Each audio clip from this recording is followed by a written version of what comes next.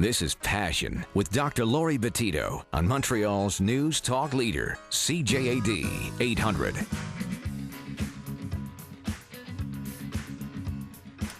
Dating dilemmas tonight on Passion. Frank Kermit joins me. He's a dating coach, also a best-selling author and a columnist for the West End Times newspaper. He can be reached at franktalks.com. He does some private dating coaching as well.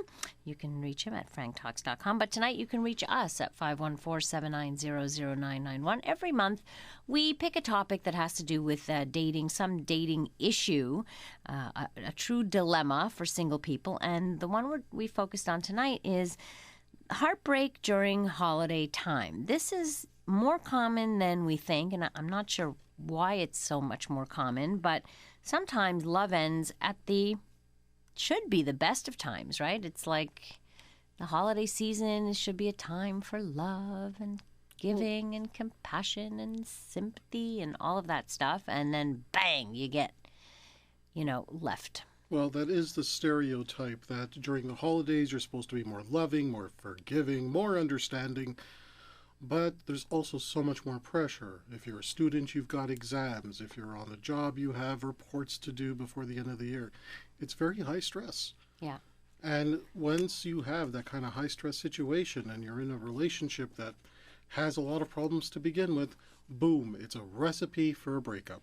And it's sad because it leaves you feel so stranded during that time. You feel so much more alone than not on holiday time. When you see all the other couples around you and you realize yours just ended, it's just horrible. Hi, Karen. Welcome to the program. Hey, happy holidays. Thank you. You too. Okay, I went through something like that. Oh, yeah? Yeah, and we were in Calgary, so we were both coming in to Montreal for Christmas, but I came first. Mm-hmm. And when he came, that's when he found the courage. I think because he was with his family, he found the courage to do it. So you were both coming here to visit his family? Our families. Oh, your families. Okay. Yeah. And then, so with the backing of his family, he broke up with you here while you were both basically on vacation. That's right. That's got to be even worse. Maybe he figured you're with your family, so they'd be there to support you. Yeah. I don't know, but I don't think I'll ever forget it because my mom called my dad and said, Dad, and she told him, and he said, come and get me, and they came and got me, and we went out for dinner, Right. My parents, they took it really bad, too, and that's the point that I want to make. When you do this, especially at the holiday time, it not only hurts the person, but it hurts their parents. Yeah, you're right. Because they liked him. Right. Yeah, and they lose him, too, so they end up, even if he was a jerk about something, they still grew an attachment to him, and now he's kind of just poof, gone. Yeah, they were hurt. They were upset, but they put that aside to help me because I was really, feeling bad. My parents were just wonderful, really, really wonderful. They understood, and well, thank goodness for family support. Maybe that was his way, of. Maybe he did it because he knew you'd be with your family, and this was a better time than if you were away from your family back in Calgary where you didn't have them to support you. I never thought about that, and I'm glad that you pointed that out. But the thing was, and it was hard going back to Calgary because, now we have to separate and everything. But the thing was, he kept... I moved and everything, but he kept coming after me, and that's what I really resented. How could you do that to me and my family? And then you're looking for me in Vancouver, and you know what I mean? You're coming by my place of work. You're coming by that I didn't understand. Sounds a little disturbed there. Yeah. There's some unfinished business with him, and he probably has some sort of inability to make a decision, stick with it, move on. Maybe he, at that point, just hated the idea of being alone. Well, he had got in touch with his previous girlfriend and got back with her, and they got married, and I don't know where they are today, but I'm just saying it was... Yeah, probably Frank is right. He had a difficult time being alone, so when you told him to get out of here, I don't want to do this, he probably ran to the closest woman to him, which was an ex, I guess. Yeah, well, she was in the picture before. I found out by accident.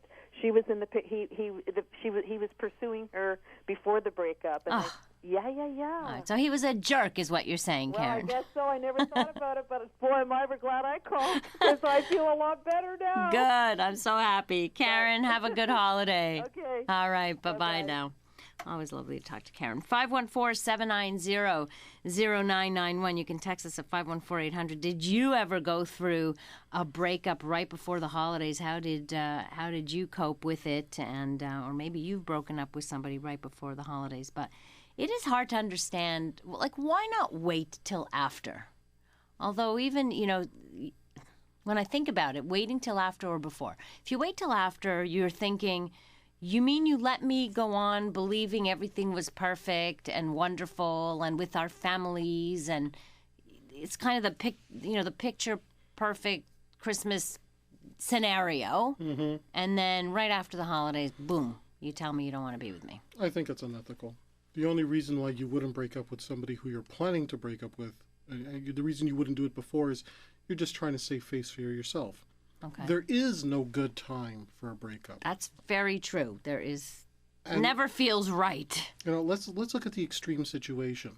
People staying in relationships where they are unhappy. That happens a lot too. Yeah, and there's always the excuse, well, we can't break up now, we got to get the kids ready for school. We can't break up now because so-and-so is ill. We can't break up now because. We can't break up now because.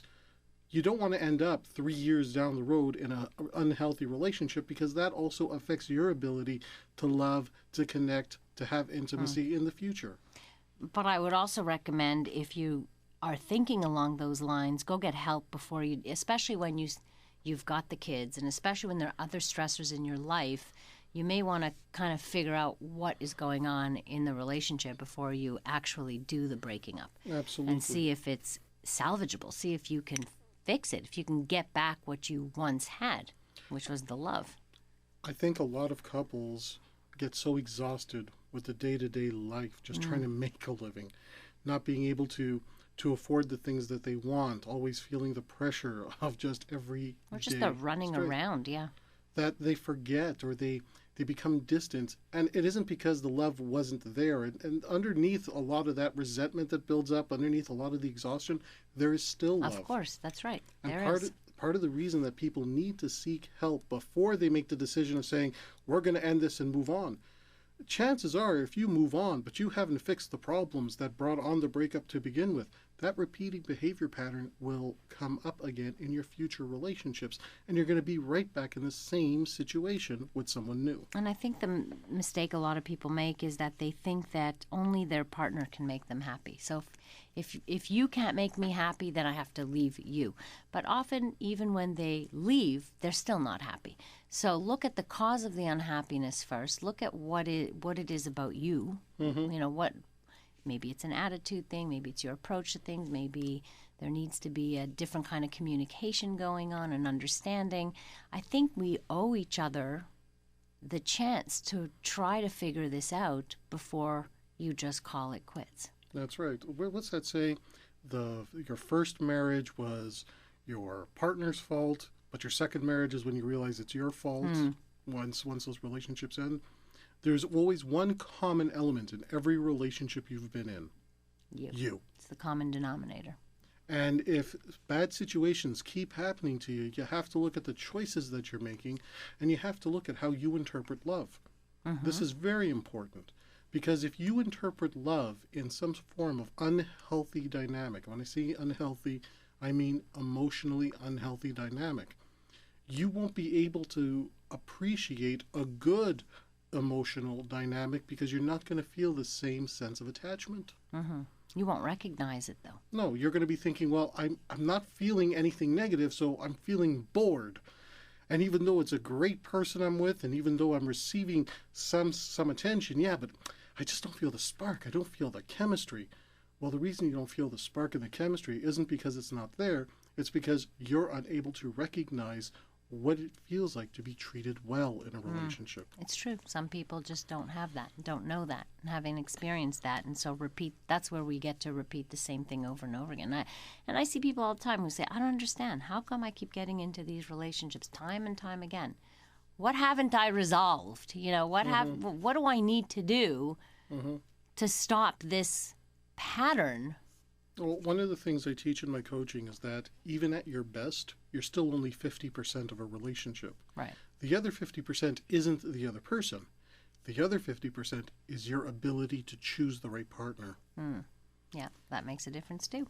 So you can be an amazing relationship partner, but if you're choosing the wrong kind of people to enter into relationships with, even at your best, you can't compensate for your other person. You're listening to Dating Dilemmas tonight. If you'd like to participate, of course, you're always welcome right here on Passion on CJAD 800.